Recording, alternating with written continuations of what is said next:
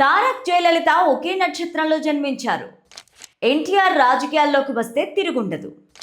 మోదీ కారణజన్ముడు, విజయ్ దేవరకొండ కష్టపడతారు. ప్రభాస్ కారణజన్ముడు, రేవంత్ రెడ్డి తెలంగాణ తోపు. కేసీఆర్ తెలంగాణ జాతిపిత, చిరంజీవి కష్టంతో పైకొచ్చిన కారణజన్ముడు. రామ్ చరణ్ వంశాన్ని నమ్ముకోకుండా కష్టపడతాడు. ఎన్టీఆర్ యుగపురుషుడు, జూనియర్ ఎన్టీఆర్ కాబోయే ముఖ్యమంత్రి. Pawan Kalyan perfect politician. చంద్రబాబు నాయుడు గొప్ప అడ్మినిస్ట్రేటర్, శత్రువుని కూడా క్షమించి ఆదుకునే గొప్ప వ్యక్తి వైఎస్ రాజశేఖర రెడ్డి. జనసేన పార్టీ అధినేత AP deputy CM Pawan Kalyan perfect నాయకుడని వేణుస్వామి వ్యాఖ్యానించారు. జూనియర్ ఎన్టీఆర్ కాబోయే సీఎం అని ఆయన జోస్యం చెప్పారు. ఓ యూట్యూబ్ ఛానల్కు ఇచ్చిన ఇంటర్వ్యూలో ఆయన ఈ వ్యాఖ్యలు చేశారు. గతంలో పవన్ కళ్యాణ్ ముక్కుసూటి వైఖరి రాజకీయాలకు సరిపడవని చెప్పిన వేణుస్వామి ఇప్పుడు అదే పవన్ను పర్ఫెక్ట్ పొలిటీషియన్ అని అభివర్ణించడం ఆసక్తికరంగా మారింది. ఈ వీడియోని చివరి వరకు చూడండి. ప్లీజ్ లైక్ చేయండి, షేర్ చేయండి, అలాగే బెల్ బటన్ నొక్కి సబ్స్క్రైబ్ చేసుకొని స్కిప్ చేయకుండా ఎండింగ్ వరకు చూడండి. ఇక హెడ్లైన్స్ చూద్దామా.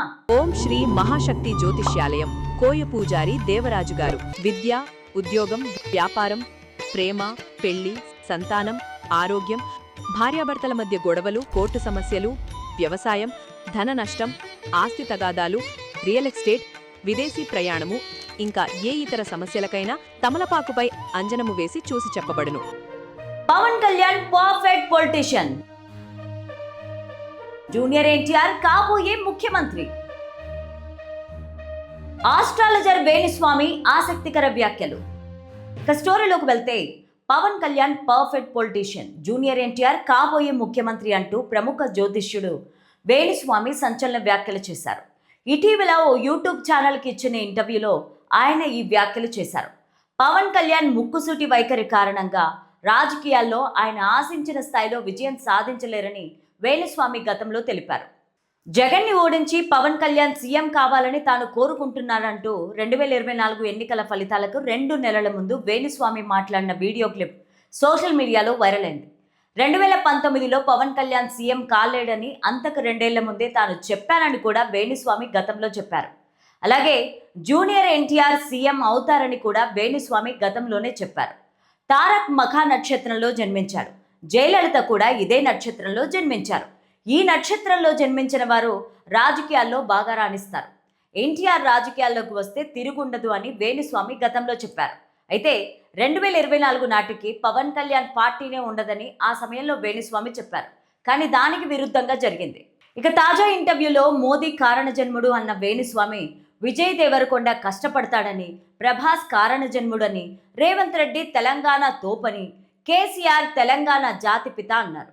చిరంజీవిని కష్టంతో పైకి వచ్చిన కారణజన్ముడన్న ఆయన రామ్ చరణ్ వంశాన్ని నమ్ముకోకుండా కష్టపడుతున్నాడని అన్నారు.